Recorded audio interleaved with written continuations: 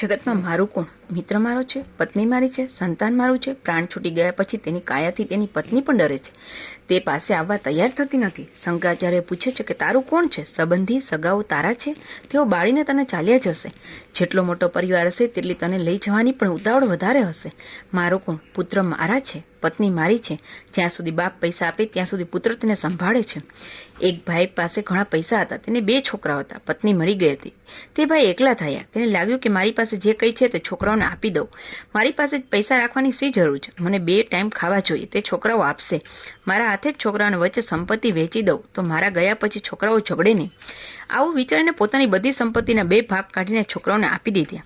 થોડા દિવસ તો ઠીક ચાલ્યું, પરંતુ ત્યાર પછી તે ભાઈની ઉપેક્ષા થવા લાગી. તેને સમયસર ખાવા પણ મળતું નહોતું. કોઈ તેના તરફ ધ્યાન પણ આપતું નહોતું. તે મૂંઝાયા કરે, પણ કહે કોને?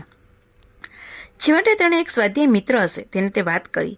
તેને એક યુક્તિ બતાવી. તેણે પૂછ્યું, તારી પાસે શું છે? તો કહે, કંઈ નથી. મેં તો બધું છોકરાઓને આપી દીધું. હવે તો ફક્ત 100 રૂપિયા મારી પાસે હશે.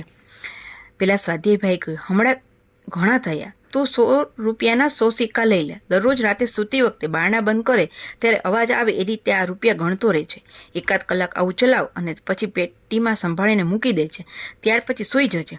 તે ભાઈએ તે મિત્રની સલાહ માની અને તેના કહેવા પ્રમાણે કર્યું તો બીજા દિવસથી જ છોકરાઓ અને વહુના વર્તનમાં ફરક પડી ગયો. હવે તેને સવારના પહોરમાં ગરમા ગરમ ચા નાસ્તો મળવા લાગ્યો.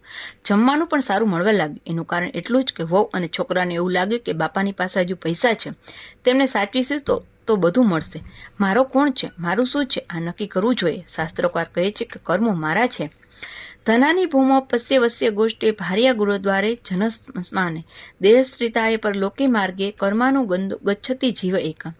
ધન ભૂમિમાં દાટેલું રહેશે, પશુઓ ગોઠરામાં રહેશે, પત્ની ઘરના દરવાજા સુધી આવશે અને સંબંધીઓ સ્મશાન સુધી આવશે. એક વખત દેહ ચિતા ચડાવવામાં આવશે ત્યારે જીવની સાથે ફક્ત તેના કર્મો જ સાથે જશે.